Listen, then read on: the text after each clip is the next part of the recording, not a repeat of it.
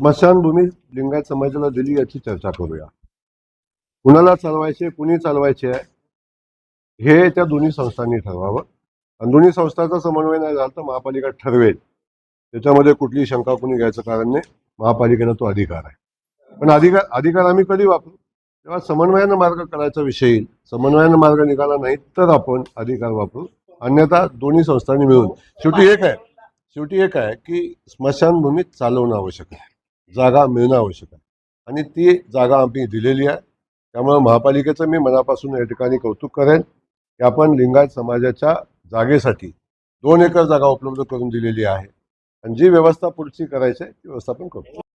या शहरामध्ये लिंगायत समाजाच्या स्मशानभूमीसाठी 2 एकर जागा महापालिकेने दिली. बरोबर आहे. खूप चांगला निर्णय महापालिकेने घेतला. बरोबर आहे. 2 एकर जागा महापालिकेनं लिंगायत समाजासाठी दिली याची कुठेही बातमी छापून आली नाही. ऐका ना, याची कुठेही बातमी छापून आली नाही. पेक्षा अधिक बातम्या कुठल्या छापून आल्या? पेक्षा अधिक कुठल्या बातम्या छापून आल्या? या शहराच्या हिताच्या आहेत का?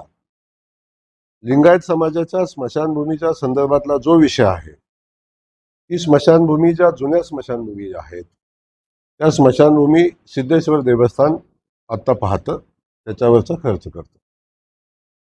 महापालिका जेव्हा इलेक्शन झाली नव्हती तेव्हा प्रशासनानं काय निर्णय घेतलेले, काय ठराव घेतलेले होते. त्या ठरावामध्ये काही लोकप्रतिनिधींनी मागणी केलेली होती की ही स्मशानभूमी कुणाला चालवायला द्यावी. त्यावेळी जो घेतलेला निर्णय आहे, आमच्या दृष्टीनं महापालिकेचे आम्ही पदाधिकारी म्हणून किंवा आम्ही व्यवस्था म्हणून काम करत असताना आमच्या दृष्टीनं समाजाला 2 एकर जागा देणं हे महत्वाचं आहे आणि ते काम महापालिकेनं केलेलं आहे. मग स्मशानभूमी कुणी चालवावी? सिद्धेश्वर देवस्थान आमच्या सगळ्याचा अभिमान आहे.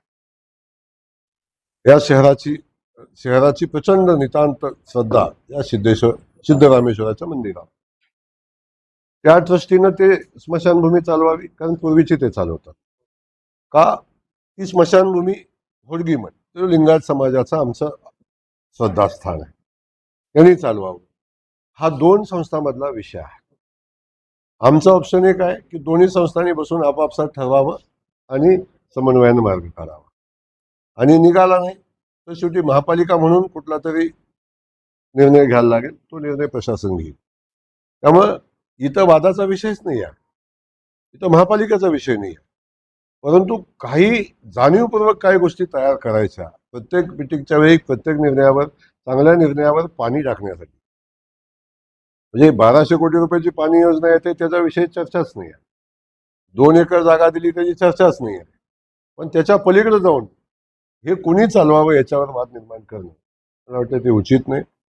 मी मठाधिपतीशी मी बोललो, त्यांना सांगितलं की तुम्ही जो निर्णय द्याल तो आम्हाला मान्य आहे.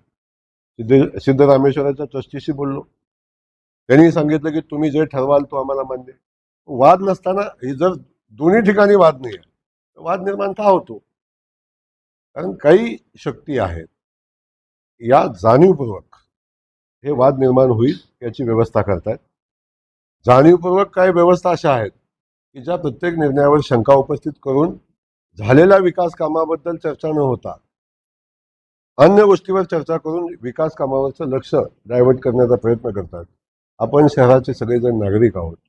माझं म्हणणं आहे चुकेल तिथं आपण अवश्य लोकांना आरसा दाखवण्याचं काम करा. महापौर चुकले, बॉडी चुकली, पालकमंत्री चुकला तर 100% आपण त्याच्यावर बोट ठेवलं पाहिजे आणि ते दाखवलंही पाहिजे. परंतु शहराच्या विकासाचं काम होत असताना, शहराच्या हिताचं काम होत असताना आपली भूमिका पॉझिटिव्ह राहावी अशा पद्धतीची विनंती. आणि कॉन्ट्रोवर्शियल विषयाला किती महत्त्व द्यावं हे आपण सगळ्यांनी ठरवलं पाहिजे. याची आपण सगळ्यांनी विचार करून शहराच्या विकासाच्या भूमिकेसोबत राहिलं पाहिजे, ही माझी भूमिका आहे.